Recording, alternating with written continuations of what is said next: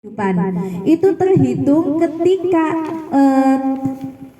apa ya namanya, mungkin kalau bahasa kemarin-kemarin itu sweeping kali ya, di lingkungan itu ada ibu hamil ya, itu biasanya langsung diperhatikan ya, langsung diperhatikan secara gizinya, kemudian prenatalnya ya. Prenatal itu berarti proses sebelum melahirkannya ya, jadi harus mengikuti beberapa tes gitu ya, kemudian pemeriksaannya juga harus dikontrol ya, kemudian setiap bulan itu harus mengikuti posyandu kehamilan gitu ya. Karena apa? Karena ada sebuah program ya, di mana di 1000 hari kehidupan itu, bukan sebelum kehidupan, 1000 hari awal kehidupan ya kalau nggak salah ya.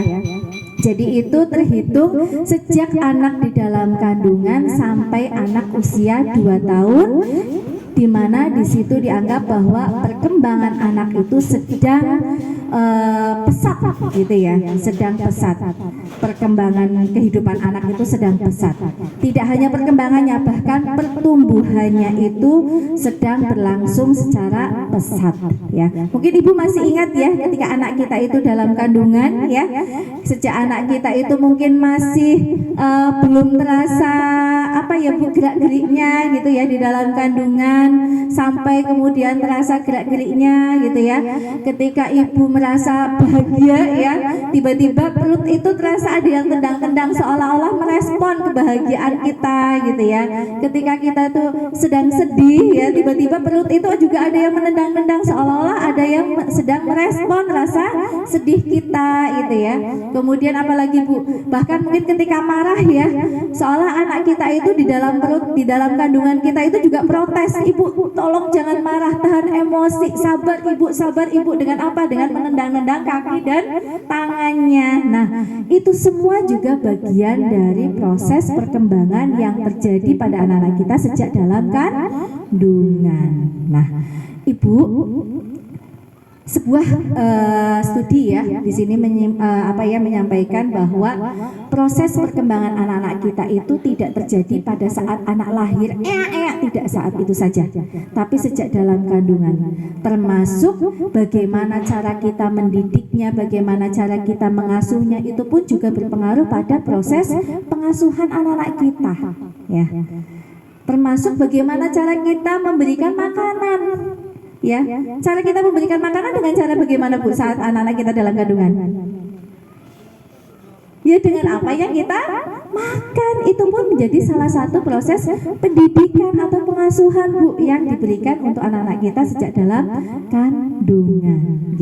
Nah ini di gambar ini bisa terlihat ya Bu ya, proses perkembangan anak-anak kita ya. Ternyata anak-anak kita itu berkembang tidak hanya pada saat lahir saja, tapi pada saat anak kita dalam kandungan pun juga sudah mengalami yang namanya proses perkembangan ya. Sehingga ada yang hamil Bu di sini Bu?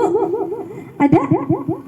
Masya Allah ya, mudah-mudahan anaknya lahir sehat, selamat, dan tumbuh menjadi anak yang solih dan solihah, amin ya.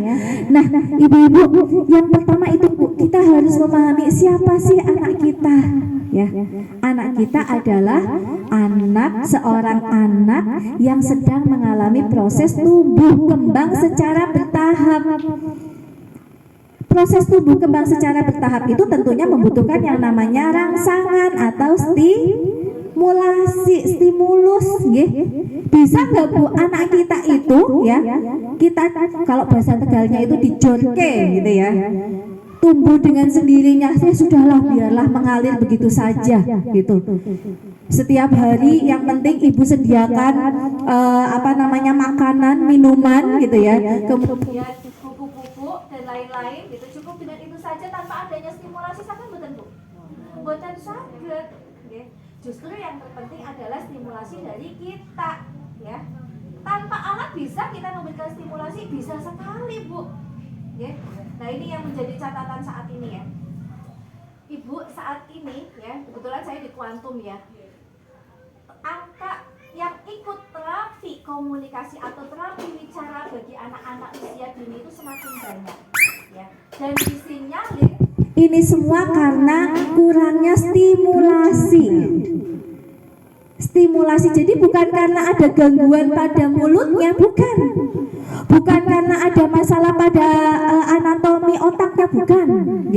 Tapi lebih banyak disinyalir itu karena ada karena kurangnya stimulasi. Stimulasi dalam komunikasi anak-anak itu apa sih, Bu? Apa, Bu? Mengajak bicara, dan itu insya Allah sesuatu yang mudah, ya, sesuatu yang mudah yang bisa kita lakukan. Tapi sekali lagi, Bu, kondisi anak-anak kita saat ini tumbuh dengan kondisi yang berbeda, artinya pada zaman atau suasana atau lingkungan yang berbeda dengan dulu saat kita masih kecil. Kalau dulu mungkin dengan media-media atau mungkin alat-alat komunikasi yang tidak terlalu banyak, akhirnya mau nggak mau manusia, orang itu banyak berkomunikasi dengan apa yang ada di, apa yang dimiliki, yang ada pada dirinya, yang ada pada tubuhnya, yaitu apa? Mulut.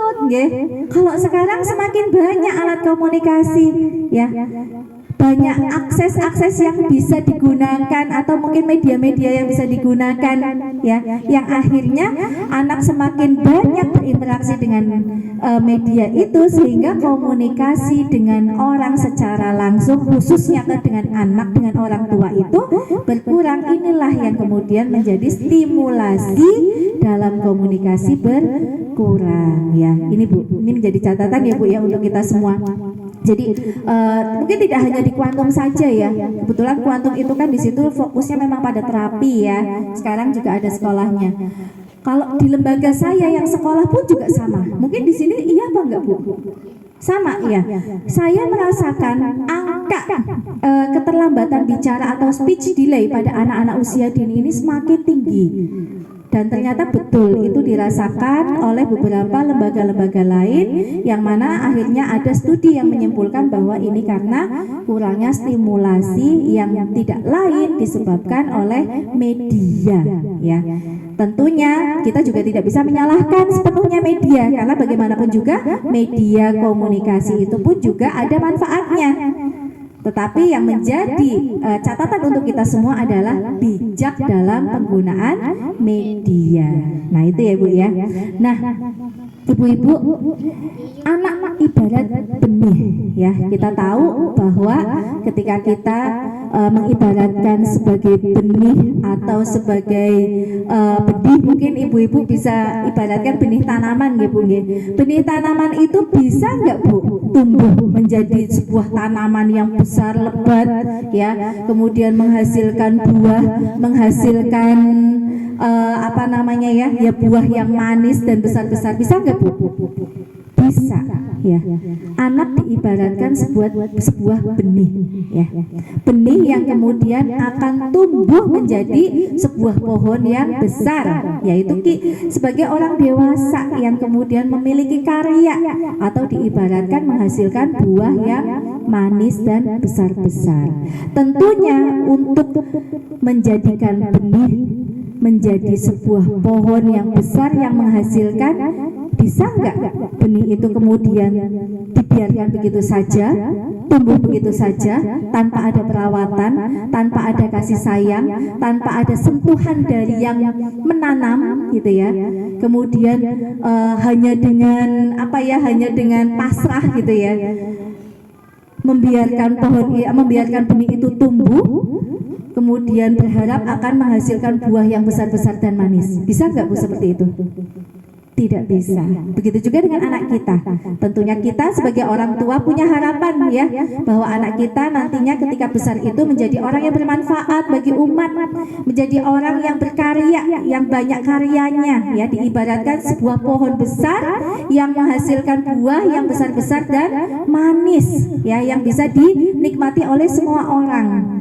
Dan tentunya untuk menjadikan itu kita harus memberikan stimulasi yang tepat, ya, memberikan pengasuhan, pendidikan, dan pastinya adalah doa yang terbaik untuk anak-anak kita, ya. Sepakat nih, ibu-ibu? Ini adalah kembali pada tadi visi ya.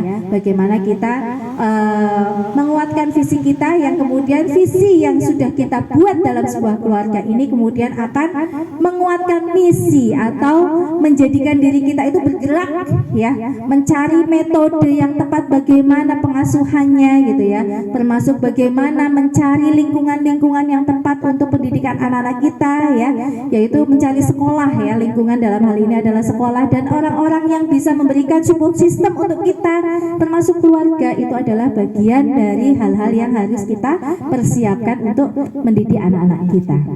Nah, ibu-ibu, terkait dengan perkembangan juga ya, kita harus pahami pada anak usia 0 sampai 6 tahun kita semua tahu ya, saya yakin semuanya sudah paham. Oh, mati. Oh, tadi mati ya. Ya, kita tunggu ya karena tadi mati lampu. 0 sampai 6 tahun itu anak-anak kita itu masuk pada fase golden age atau usia emas, di mana sel-sel otak pada dirinya ya, sel-sel otak pada tubuh anak kita itu sedang berkembang pesat. Dan ketika kita berbicara tentang sel-sel otak, tidak hanya hal-hal yang sifatnya kognitif saja, Bu. Tidak hanya hal-hal yang sifatnya IQ saja, tapi termasuk EQ atau emotional quotient dan SQ atau spiritual quotient. Jadi ketika kita berbicara tentang otak, kita tidak hanya berbicara tentang IQ saja atau intelligence saja, tapi kita berbicara seluruh aspek unsur perkembangan manusia ya, khususnya anak-anak kita. Nah, ibu-ibu, di dalam usia 0 sampai 6 tahun anak-anak memiliki masa sedang berada pada fase atau masa di mana perkembangan anak-anak kita sedang berkembang secara pesat ya. Karena apa? Karena ibaratnya itu mungkin otak anak-anak kita ya, itu bisa diibaratkan sebuah spon.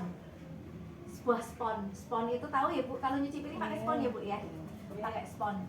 Nah, biasanya spon itu kalau ditaruh di air yang bersih atau air yang kotor, keduanya itu, misalnya saya punya 2 spon nih Bu, yang satu ditaruh di air yang bersih, saya satu ditaruh di air yang kotor. Apakah keduanya akan menyerap atau hanya yang ada di air bersih saja Bu yang akan menyerap? Menyerap keduanya ya. Nah, otak anak-anak kita itu pesatnya, otak anak-anak kita itu bisa diibaratkan spon ini Bu, di mana dia sedang banyak belajar, sedang banyak menyerap apa yang dia dapatkan. Nah, itulah Bu ya. Dan sinap-sinap dalam otak anak-anak kita itu sedang aktif, berkembang aktif. Jadi di dalam otak anak-anak kita itu, di dalam otak kita itu kan ada ya Bu ya, sinap-sinap neuron-neuronnya. Nah, semakin banyak stimulasi atau rangsangan atau hal-hal baru yang didapatkannya, maka semakin rumit sinap-sinap dalam otak anak-anak kita.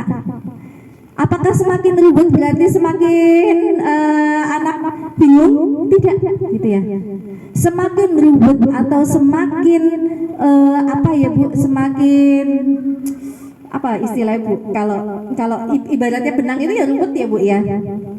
Semakin padatnya sel-sel dalam otak atau sinap-sinap dalam otak kita, otak anak-anak kita, disitulah insya Allah semakin cerdas anak-anak kita, sehingga perlu adanya stimulasi yang kuat yang harus kita tanamkan, yang harus kita berikan pada anak-anak kita ya. Salah satunya mungkin seperti apa yang diterapkan di sini ya. Saya tadi mendengar hafalan Qur'annya di sini, masya Allah ya Bu, sudah cukup banyak ya.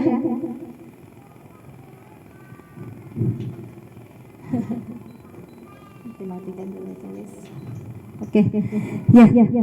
Salah satunya hafalan-hafalan tadi, hafalan-hafalan, kemudian bacaan-bacaan Quran ya, kemudian mengenalkan huruf-huruf hijaiyah ya, kemudian mengenalkan mungkin termasuk literasi, numerasi atau mengenalkan angka dan huruf-huruf vokal, itu juga salah satu stimulasi yang bisa kita berikan pada anak-anak kita. Namun, nah ini ya Bu ya, kita juga harus memahami dunia. Kita harus memahami dunia anak-anak kita. Dunia anak-anak kita apa Bu? Bermain. Sehingga kita harus memperhatikan cara atau metode yang tepat yang bisa kita berikan kepada anak-anak kita dalam proses belajarnya. Caranya bagaimana? Ya jangan jauh-jauh dari dunianya. Dunia anak bermain, ya berikan dengan cara bermain apa bisa? Bisa sekali. Kalau di rumah gimana Bu? Sementara di rumah APE-nya terbatas, tidak harus dengan APE. Bisa nggak anak belajar dengan batu? Bisa sekali. Bisa nggak anak itu belajar dengan dus-dus bekas? Bisa sekali. Bisa nggak anak belajar baca dengan mungkin ranting-ranting pohon? Bisa sekali. Ya, kalau sekarang itu Bu, kita di guru-guru PAUD itu sedang diajarkan tentang luspat ya Bu. Di sini sudah Bu. Luspat itu kita dituntut untuk kreatif Bu. Jadi guru PAUD itu memang harus kreatif. Begitu juga dengan orang tua ya Bu ya, harus kreatif. Artinya dimanapun anak-anak kita ya, bagaimanapun kondisi anak-anak kita bisa belajar membaca, menulis dan berhitung, atau kalau sekarang itu namanya literasi numerasi ya, bisa kita ajarkan dengan apa yang ada di sekitar kita. Ranting-ranting bisa bisa kita berikan untuk proses pembelajaran, bisa. Itu salah satu metode cara belajar dengan luspat ya. Huruf hijaiyah bisa kita ajarkan dengan ranting-ranting atau dengan batu kerikil, bisa. Ya. Itu Bu. Jadi sekali lagi penting kita memberikan stimulasi dalam proses tumbuh kembang atau perkembangan anak-anak kita yang sedang dalam usia dini. Namun yang harus kita perhatikan adalah cara atau metodenya. Ya, bagaimana metodenya? Kembali pada dunia anak, yaitu dunia bermain. Sepakat nggih Ibu-ibu? Jadi mudah-mudahan tidak ada lagi anak-anak kita ya di rumah yang belajar dengan ibunya sambil marah-marah ya. L-O-R endok. Kocek ada kan gitu ya Bu ya. Kemarin saya baca lihat video-videonya pada saat pandemi itu, BDR kok lucu-lucu ya. Itu ya sebenarnya video-video itu kayaknya fiktif sih gitu ya. Cuma itu kayak nyentil kita sebagai orang tua. Artinya ibu-ibu, mak, bunda gitu ya, Umi, ayo kreatif ketika mengajarkan anak belajar. Jangan dengan cara seperti ini karena anak bosan gitu ya. Kayaknya seolah-olah memberitahu kita sebagai orang tua ya. Jadi video-videonya lucu banget. Ci aja, Kiogo, Pite gitu ya. Apalagi itu endok, pitik gitu ya. P apa, ya ayah, gandul. Oh ternyata lihat juga ya Bu videonya ya Bu ya. Nah itu Bu ya. Jadi bisa kita ajarkan, ayo nak kita jalan yuk ke halaman. Yuk kita jalan-jalan keluar ke kebun gitu ya. Di sana ada pohon pisang. Kita mau belajar tentang pisang gitu. Oh pisang itu ada apa saja. Pohon pisang itu ada apa saja. Kita jelaskan manfaatnya dengan melihat barang atau dengan melihat bendanya langsung. Insya Allah itu akan lebih mudah diserap oleh anak-anak kita. Karena apa Bu?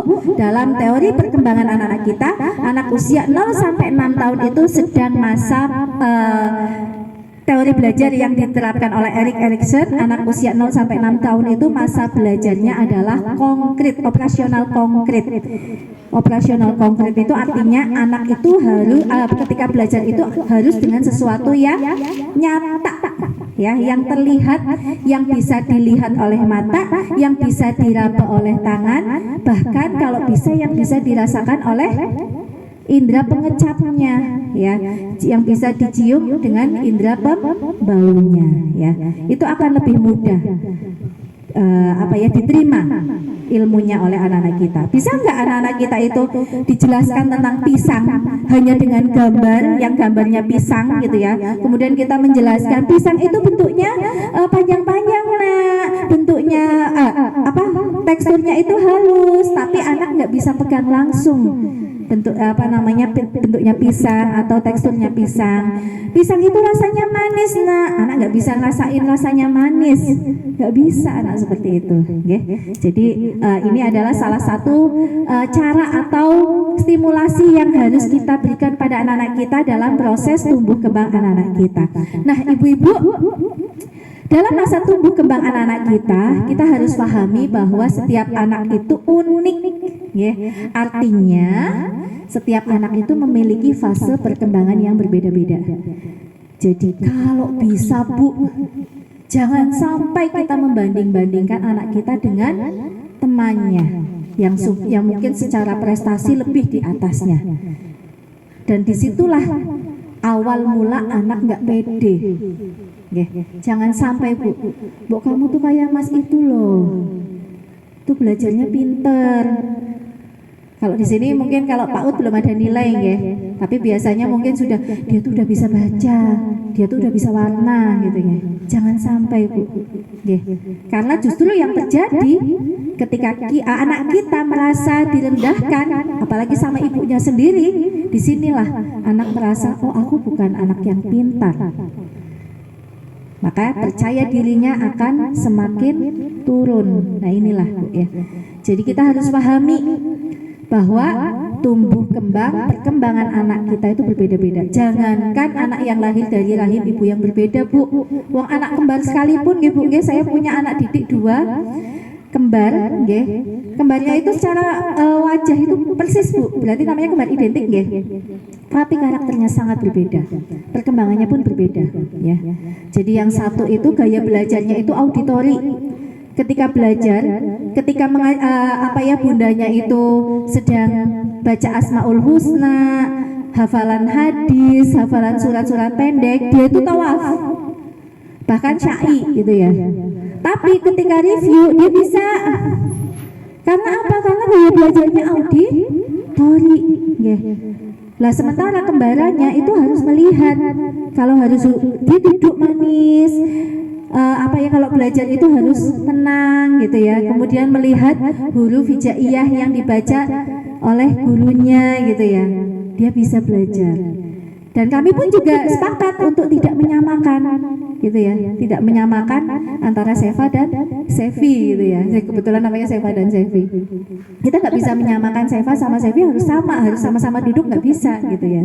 Nah itu kita sepakat seperti itu. Begitu juga dengan anak-anak yang lain yang jelas mungkin kita tahu punya latar belakang yang berbeda, dari keluarga, orang tua, ibu yang berbeda. Tentunya kita juga harus memahami ya Bu ya, sepakat bahwa kita tidak bisa menyamakan tumbuh kembang anak-anak kita dengan anak yang lain. Apalagi kalau nanti sudah masuk fase SD Bu ya, biasanya kita ingat Bu ya, oh iya saya pernah dengar ikut seminar jangan membanding-bandingkan. Tapi biasa nih ya Bu ya, kalau sudah kejadian pasti itu akan terjadi. Itu saya alami juga Bu. Jadi memang penting juga kita mengingatkan diri kita dan minta diingatkan oleh kepada pasangan kita. Ya, saya minta tolong suami saya ya. Ya tolong ya kalau bunda itu sampai keceplosan, kebablasan membandingkan anak saya kan Akdam ya, Akdam dengan temannya, tolong diingatkan gitu ya. Dan itu memang terjadi Bu. Saya sempat gitu ya mendapati nilai rapot anak saya itu di bawah rata-rata ya. Kemudian saya melihat teman-teman dekatnya itu nilainya bagus-bagus. Saya sempat itu Bu mau keluar emosi gitu ya. Tapi alhamdulillah saya diingatkan oleh suami saya ya. Sehingga alhamdulillah terjaga ya, Allah masih menjaga saya tidak membandingkan anak saya dengan anak yang lain. Dan pastinya setiap anak itu pun, keunikan ini juga setiap anak punya ciri khas karakter yang mana itu adalah potensi kecerdasan ya. Jadi setiap anak itu pasti punya potensi kecerdasan. Tidak ada anak bodoh ya. Kalau kita merujuk pada teorinya Howard Gardner Bu, di situ ada yang namanya multiple intelligence atau kecerdasan majemuk, di mana ada 9 kecerdasan yang dimiliki oleh manusia, dan setiap anak memiliki minimal 1 kecerdasan. Bahkan ada tipe anak yang gifted atau multi talent dengan memiliki beberapa kecerdasan. Ya, jadi sekali lagi tidak ada anak bodoh. Kalau mungkin kita mendapati anak kita kok matematikanya kurang bagus, kok bahasa Inggrisnya kurang bagus, kok hafalannya di bawah rata-rata teman-temannya, coba kita cari potensi yang lain. Oh, Masya Allah, ternyata dia bagus di seninya, ternyata dia bagus di olahraganya. Nah, itu kecerdasan yang dimiliki oleh anak kita yang bisa kita up, Bu, yang bisa kita angkat. Dan apakah itu prestasi? Itu prestasi, Bu. Jadi ketika kita berbicara prestasi, tidak selamanya kita bicara tentang nilai, angka, tidak. Termasuk anak kita yang hafalannya bagus gitu ya. Kelihatannya kok hafalannya bagus, tapi kok ketika mungkin di bahasa kurang. Ya berarti kecerdasannya di hafalan surat-surat pendek atau bahkan mungkin di hafalan Qur'annya sudah di atas juz amma, mungkin seperti itu. Itulah kecerdasan. Ya, atau kecerdasan yang lain. Ya, ada 9 kecerdasan yang dimiliki oleh manusia, termasuk kecerdasan interpersonal. Bahkan penelitian mengatakan bahwa ketika kita berbicara tentang IQ, EQ, dan SQ, bobot IQ itu dalam tubuh, dalam potensi manusia itu hanya 20%. Selebihnya ada pada EQ dan SQ atau emotional quotient dan spiritual quotient. IQ itu hanya 20%. Ya, artinya apa? Ya, SQ atau spiritual quotient dan emotional quotient itu justru lebih penting untuk kita kuatkan pada anak-anak kita. Bagaimana anak kita berempati, bagaimana anak kita berkarakter, bagaimana anak kita peduli gitu ya, bekerja sama. Itu adalah salah satu potensi-potensi kecerdasan yang harus kita kembangkan juga. Oke, kita lanjutkan ya, Bu ya. Kemudian ibu-ibu juga kita mungkin selama ini ya masih bingung bedanya apa sih pertumbuhan dan perkembangan ya. Kita mungkin sering ya membaca di dokter anak tumbuh dan kembang ya. Pertumbuhan dan perkembangan itu apa sih? Pertumbuhan itu berarti terkait dengan hal-hal yang sifatnya kuantitatif. Oh ya Allah, masih mati. Gimana ya, Bu? Bisa bantu, Bu.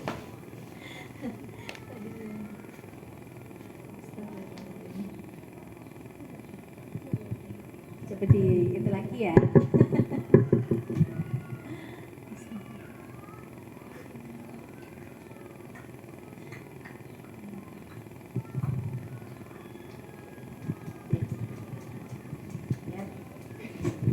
Apa wis? Baik, kita lanjutkan ya.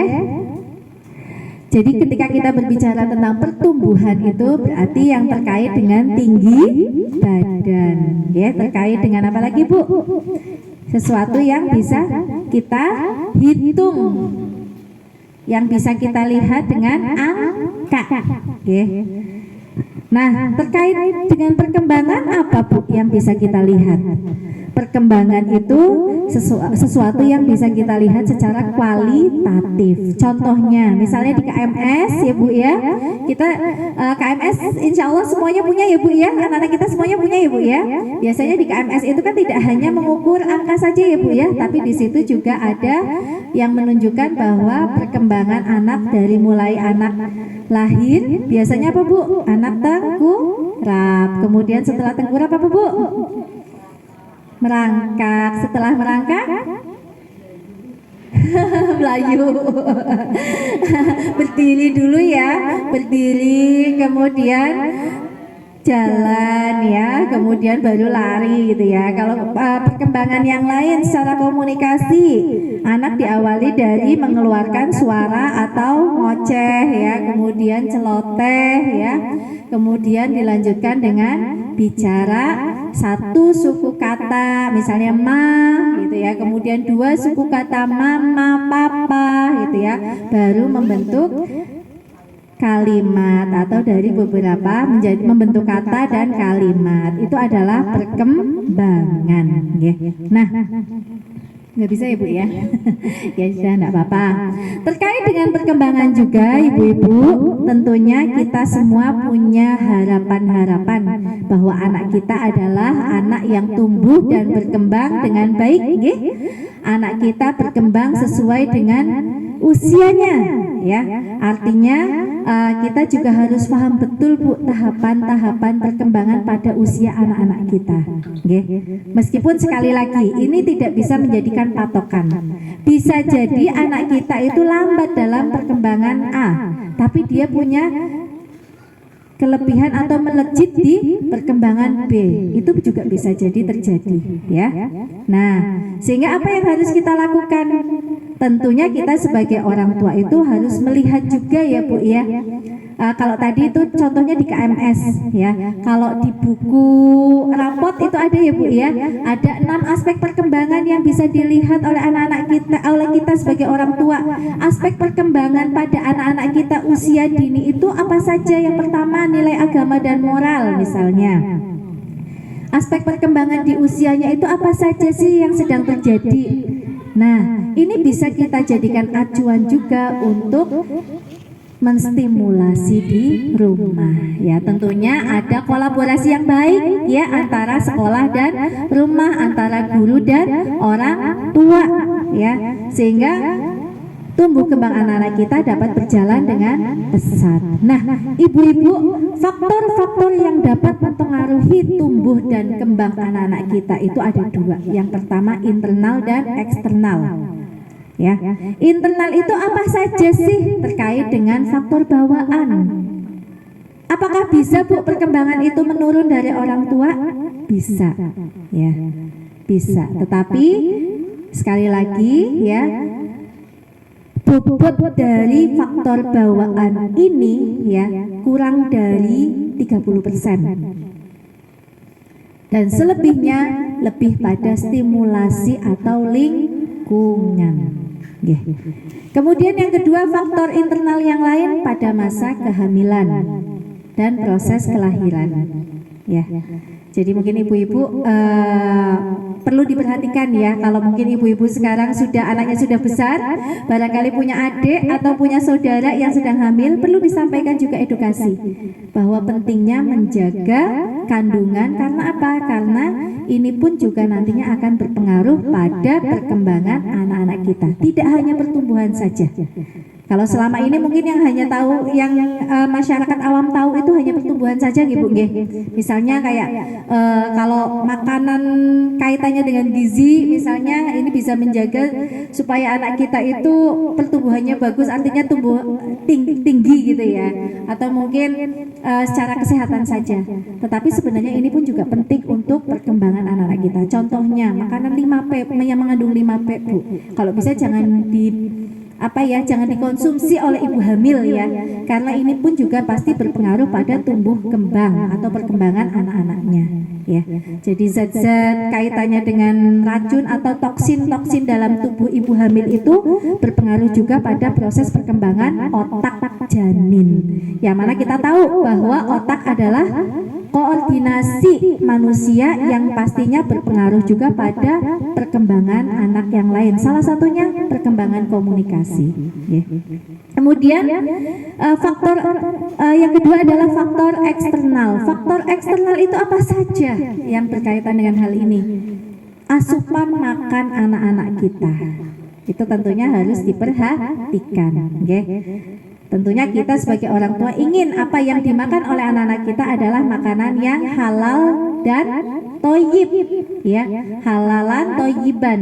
Tidak hanya sekedar halal, ya Bu ya. Insya Allah ya Bu ya, kita semua bisa menjaga kehalalan makanan anak-anak kita. Tapi juga toyib, toyib artinya baik dikonsumsi anak-anak kita, sehat dikonsumsi anak-anak kita, tidak mengandung 5P. Kalau tadi kita berbicara tentang ibu hamil, sekarang berbicara tentang anak-anak. Apakah ada pengaruhnya makanan yang mengandung 5P pada tumbuh kembang anak-anak kita? Pasti Bu. Ya, tidak hanya pada kesehatan saja, okay, tapi juga pada tumbuh kembang perkembangan anak-anak kita. Contohnya mungkin kalau salah satu P itu kan adalah penyedap, Bu, penyedap atau vetsin atau MSG. Apakah itu berpengaruh pada perkembangan anak-anak kita? Sangat berpengaruh. Kemudian penyakit yang diderita. Nah ini Bu, ini pun juga harus kita jaga ya Bu ya. Jadi ketika anak kita itu sakit atau dalam kondisi kesehatan yang kurang fit ya, kalau bisa kita lebih responsif ya. Kalau memang mungkin kita sugesti dengan herbal, ya berikan pengobatan secara herbal ya.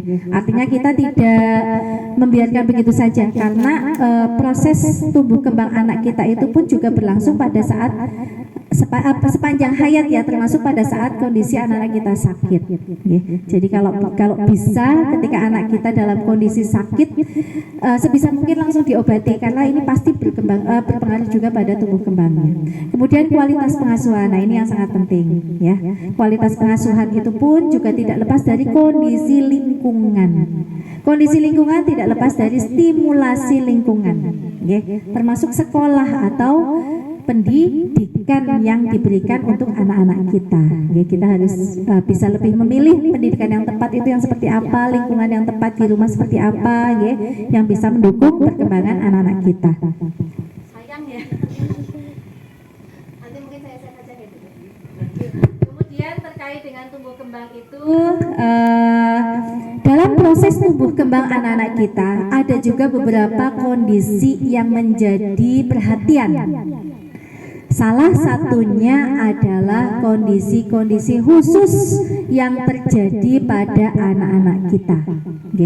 Kondisi khusus yang terjadi pada anak-anak kita itu yang seperti apa? Mungkin ibu-ibu pernah mendengar anak spesial, anak dengan kondisi istimewa. Apakah ini terkait dengan perkembangan? Sangat terkait dengan perkembangan. Untuk itu penting ya Bu, ketika kita melihat ada sesuatu yang berbeda nih dengan anak kita, kalau bisa ibu-ibu segera konsultasikan dengan orang yang punya kompetensi dalam hal ini. Mungkin termasuk bu guru, Bu guru itu biasanya dengan melihat berbagai macam karakter anak dari tahun ke tahun, itu bisa mempelajari ya hal sesuatu yang berbeda itu akan lebih terasa, akan lebih peka ya. Dan ketika bu guru melihat sesuatu yang berbeda ini semakin nampak, biasanya bu guru pun juga akan merekomendasikan untuk melakukan proses screening. Nah ini penting Bu, screening untuk melihat kondisi tumbuh kembang anak-anak kita. Apakah anak-anak spesial, anak-anak dengan kebutuhan khusus, anak-anak istimewa itu kemudian anak-anak yang terlambat? Tidak ya. Jadi ketika kita menjumpai kondisi anak-anak kita spesial, istimewa, jangan ada rasa kecil hati Bu. Justru yang terjadi ketika kita merasa berkecil hati, wah kayaknya anak saya itu ada sesuatu yang berbeda nih, udah tak tutup-tutupi aja. Yang terjadi apa Bu? Keterlambatan penanganan. Ketika mengalami keterlambatan penanganan, apa yang terjadi Bu? Stimulasi kurang tepat ya. Ketika stimulasi kurang tepat didapatkan oleh anak-anak kita, apa yang terjadi Bu? Anak tidak dapat tumbuh dan berkembang secara optimal sesuai dengan potensinya. Itu Bu yang terjadi. Untuk itu kita mendapati anak-anak kita sesuatu yang berbeda pada diri anak-anak kita, segera konsultasikan dengan bu guru. Bu, ini kok kayaknya anak saya beda ya Bu ya. Bu, ini kok kayaknya anak saya kok ada sesuatu yang mungkin harus saya konsultasikan. Sampaikan saja. Kemudian mungkin bu guru bisa membantu menghubungkan dengan orang yang mungkin punya kompetensi. Ini akan lebih baik, dan insya Allah akan lebih mudah untuk tertangani. Salah satu yang sering terjadi pada anak-anak kita dalam tumbuh kembang anak-anak kita adalah kondisi hiperaktif atau ADHD. ADHD itu apa sih? ADHD itu kalau kita melihat dari akronimnya ya atau kepanjangannya itu adalah Attention Deficit Hyperactive Disorder ya. Jadi ada masalah pada attention deficit itu berarti apa Bu? kurangnya perhatian karena disebabkan oleh kehiperaktifan anak-anak.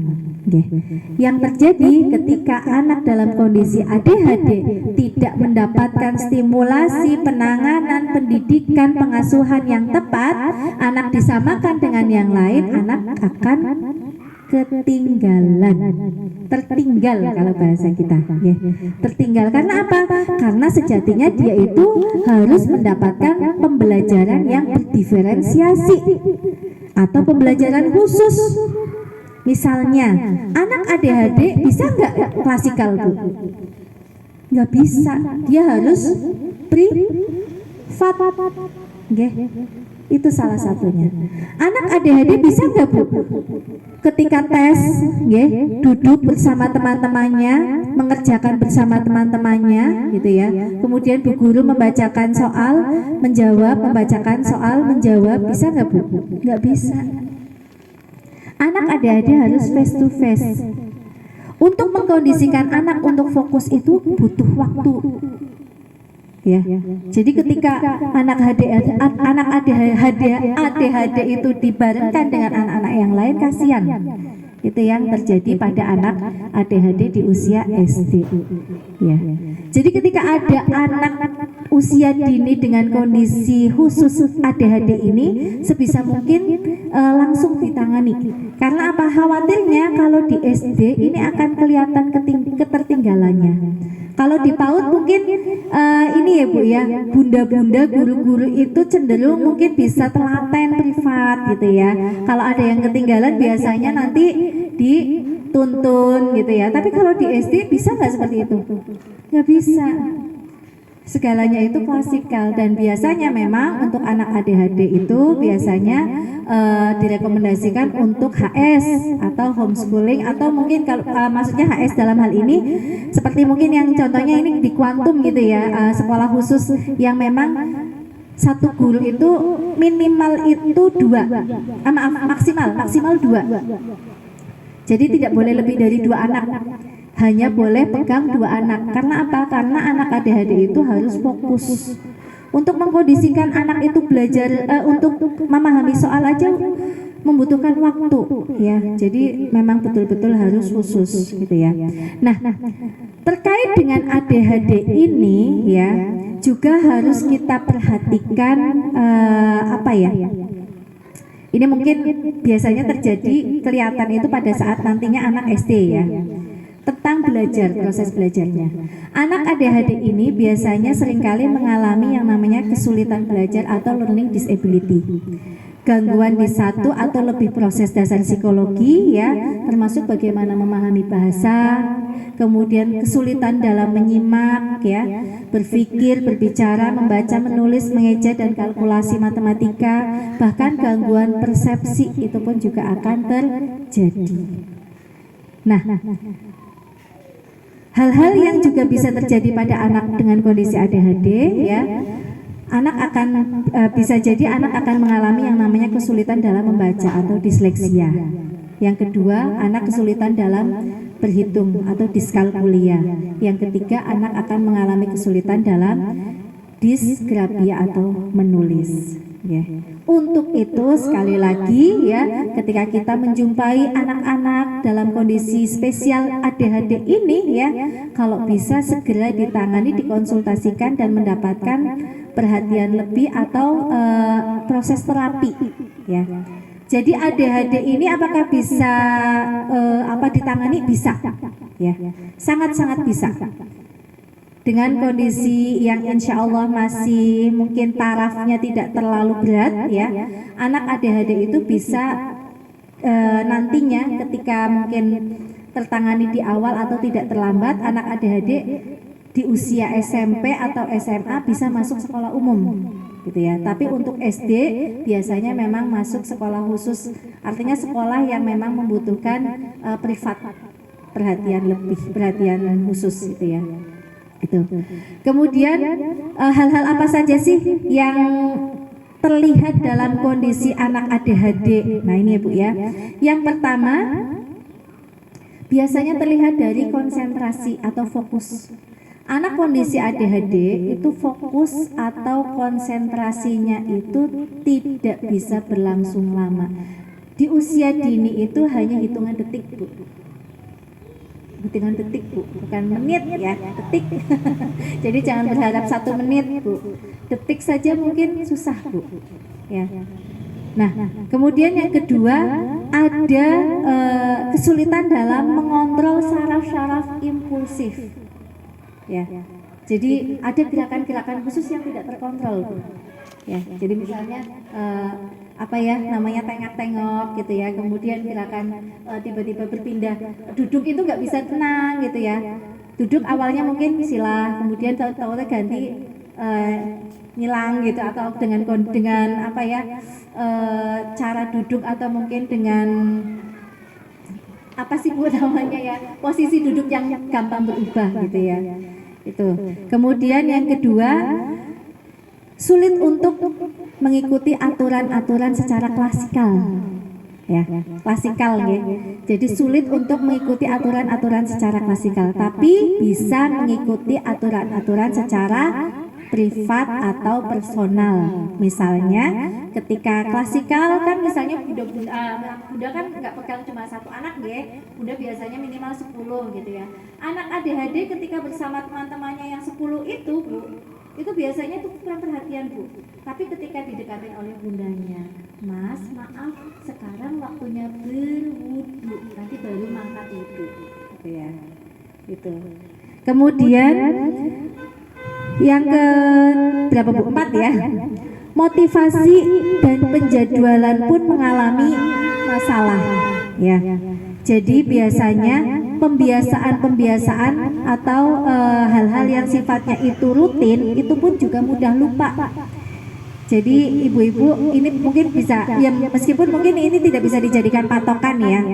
Untuk anak-anak mungkin kalau anak sudah usia masuk 4 tahun itu kan biasanya sudah mulai mandiri. Dia sudah mulai tahu aturannya. Ketika masuk kelas, tas ditaruh di mana, kemudian sepatu ditaruh di mana, kemudian minum ditaruh di mana. Ya. Nah, untuk anak usia 4 tahun itu mestinya itu sudah bisa mandiri sendiri, Bu. Tapi ketika dia itu lupa misalnya, kok kayaknya dengan latihan yang mungkin sudah berlangsung hampir setiap hari ya, dan sudah berlangsung lama tetapi dia itu tidak bisa, ini yang mungkin perlu menjadi catatan. Artinya perlu kita lihat juga ya. Tentunya ini tidak menjadi satu aspek yang menjadi tegak diagnosa dia ADHD, tidak gitu ya. Tapi kita juga melihat hal-hal lain, apakah ini dia ada indikasi ADHD atau tidak gitu ya. Kemudian yang terakhir adalah hiperaktif. Nah, Ibu, hiperaktif dan aktif itu berbeda. Ya. Hiperaktif itu anak ketika melakukan kegiatan atau aktivitas itu di luar kontrol. Ya.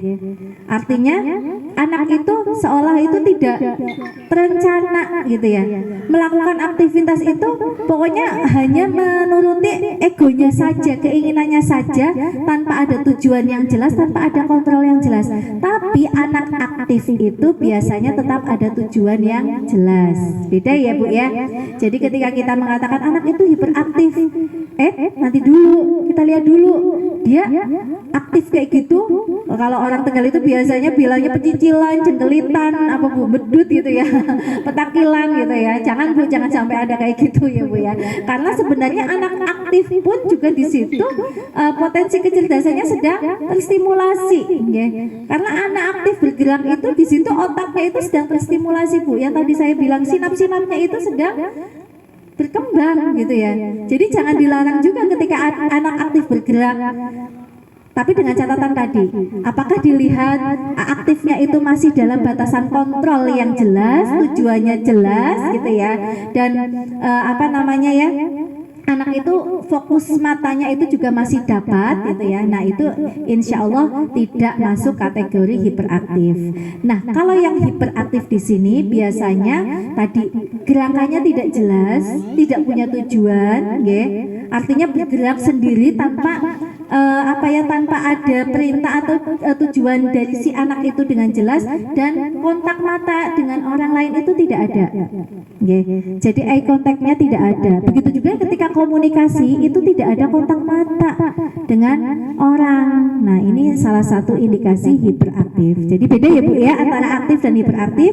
Kita tidak bisa menyimpulkan begitu saja anak yang aktif kemudian oh ini hiperaktif, tidak gitu ya. Tapi catatannya tadi, ketika kita mendapati sesuatu yang berbeda pada anak-anak kita dengan kondisi khusus, kalau bisa jangan kemudian kita itu biasa yang namanya anak seperti itu. Kita harus bisa membedakan ya. Ketika mungkin kita mendapati sesuatu yang berbeda pada anak-anak kita, segera mungkin dikonsultasikan. Karena apa? Karena tadi ini juga pasti akan berpengaruh pada proses belajarnya anak-anak kita.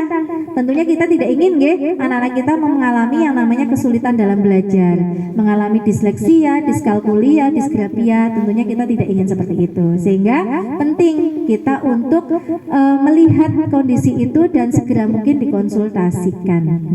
Anak-anak dengan kondisi hiperaktif, gejala-gejala pokoknya tadi, dan bias dan impulsif atau sukanya mengulang-ulang sesuatu yang tidak ada tujuan tadi, itu. Kemudian hal-hal juga yang perlu diperhatikan untuk anak-anak hiperaktif tadi, yang pertama gaya belajarnya itu harus private atau face to face ya. Jadi kalau ibu mungkin misalnya nanti anaknya masuk SD, kalau bisa dilihat Bu, SD yang tepat untuk anak saya yang seperti apa, Kemudian juga kalau bisa segera mungkin juga selain dikonsultasikan juga diikutkan terapi. Oh ya, satu lagi, biasanya kesulitan masalah yang muncul pada anak hiperaktif itu juga pada komunikasi, Jadi ini satu hal yang mungkin mendukung tegak diagnosa gitu ya bahasanya ya. Mendukung tegak diagnosa itu salah satunya adalah anak mengalami kesulitan komunikasi ketika anak-anak hiperaktif. Itu ya Bu ya. Terkait dengan perkembangan, terkait dengan kondisi anak hiperaktif, mudah-mudahan kita bisa lebih responsif terhadap hal ini, karena sekali lagi tentunya ini hal yang sangat penting untuk kita, sehingga anak kita itu mendapatkan pengasuhan dan pendidikan yang tepat. Khususnya tadi ya, ketika anak dengan kondisi khusus itu berarti memang anak harus mendapatkan pengasuhan dan pendidikan yang berdiferensiasi, yang memang spesial. Ini menjadi catatan sehingga ke depan potensi anak itu bisa berkembang lebih baik lagi. Mungkin itu saja Ibu terkait dengan perkembangan anak yang bisa saya sampaikan. Mohon maaf apabila dalam menyampaikan materi banyak hal yang kurang berkenan, dan mohon maaf juga ada kendala teknis ya yang ternyata terjadi. Mohon dimaafkan. Nanti insya Allah materi saya sampaikan ke Bu Eli, mungkin bisa di-share ke bunda-bunda, dan saya ucapkan terima kasih juga atas perhatiannya. Mohon maaf, billahi taufik wal hidayah, wassalamualaikum warahmatullahi wabarakatuh. Terima kasih kepada Bunda